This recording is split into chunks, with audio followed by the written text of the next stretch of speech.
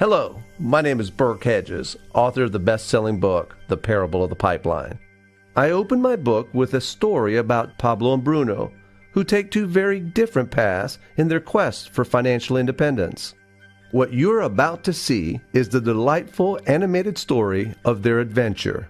So, sit back, relax, and enjoy the life-changing lessons in The Parable of the Pipeline.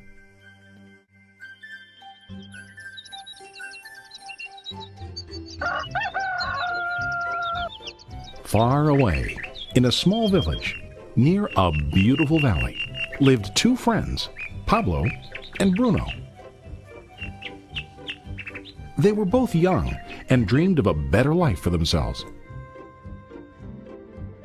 They'd often discuss their dreams about how they would become the most successful men in the village. They weren't afraid of hard work, and they searched for opportunities to help realize their goals and achieve their dreams. One day, an opportunity presented itself.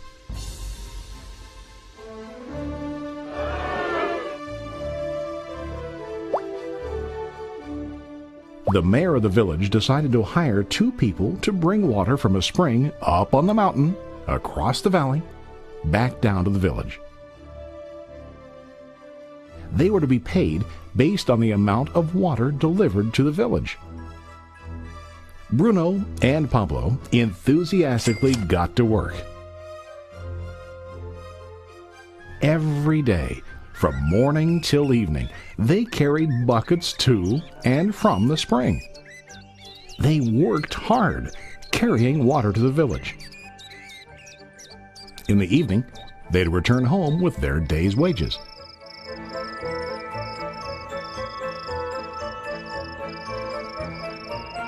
Bruno was satisfied with his work and the money he earned. He was sure that with this work he could achieve his dreams. Bruno thought that to increase his wages he could use bigger buckets to bring more water each trip.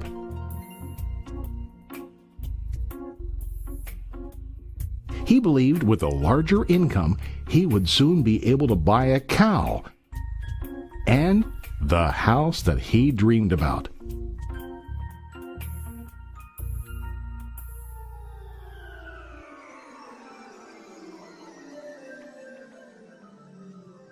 Now Pablo was not satisfied.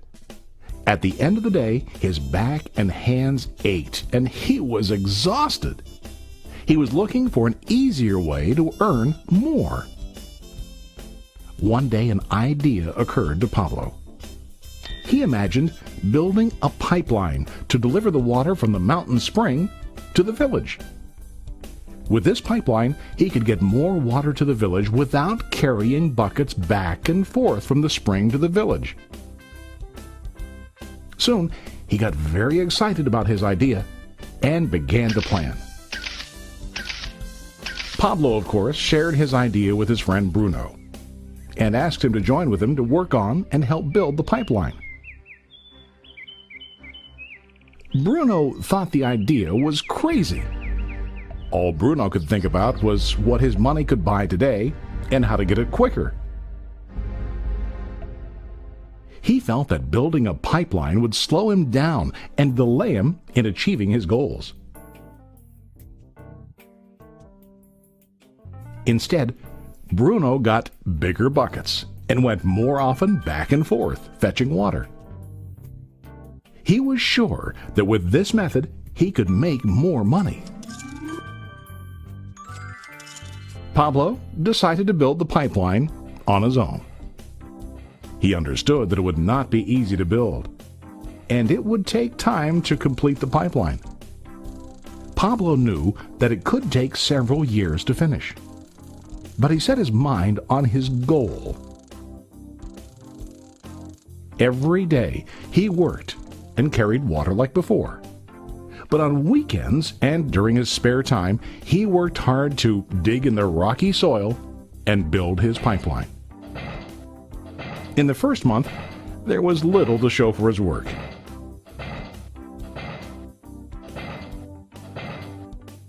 Bruno and the villagers laughed and teased him. They called him Pablo the Pipeline Man. During this time, Bruno's income doubled. He already bought a cow and a bigger house. His lifestyle changed.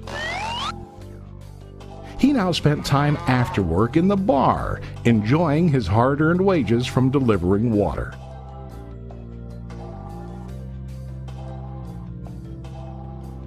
What Bruno didn't realize was that his body was starting to stoop from carrying the heavy buckets every day.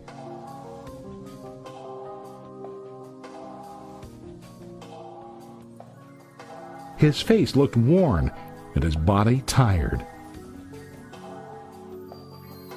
Soon, he began to carry less and less water due to the wear and tear on his body.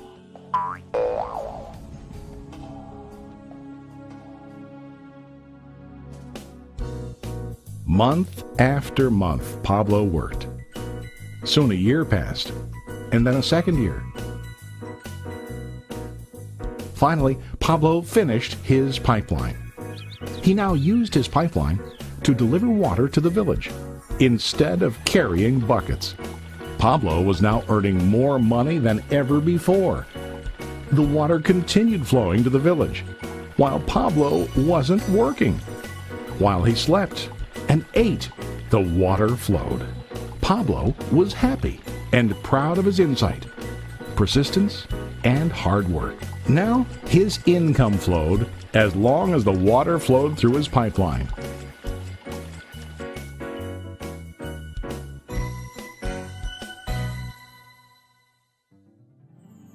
The story of Bruno and Pablo is a reflection of life.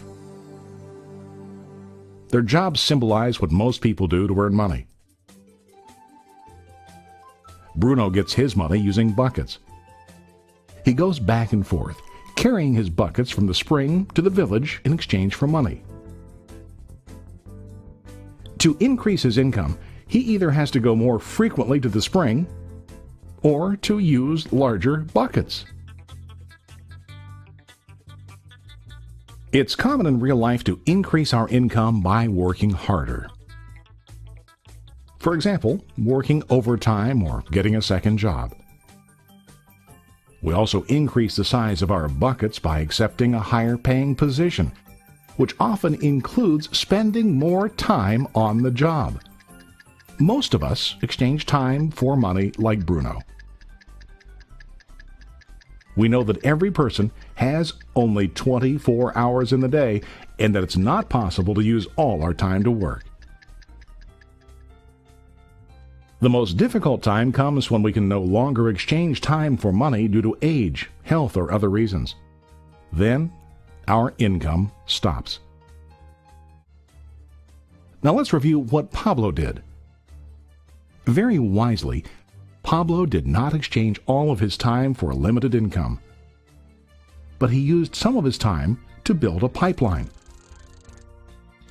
He knew that the pipeline would bring ongoing income as long as the water flowed. An ongoing income that multiplied the time he worked each day. Pablo knew that someday, maybe because of age or health, he would no longer be able to exchange his available time for money.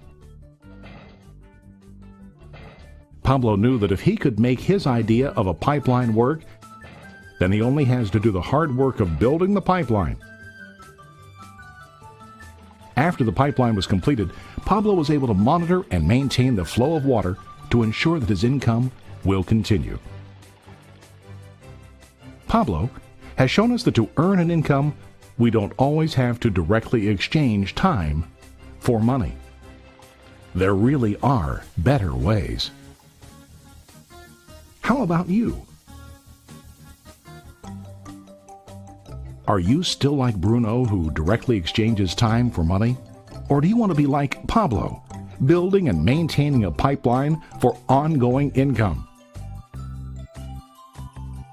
If you are interested in the idea of building your own pipeline, contact the person who lent you this presentation. You can start building your pipeline today.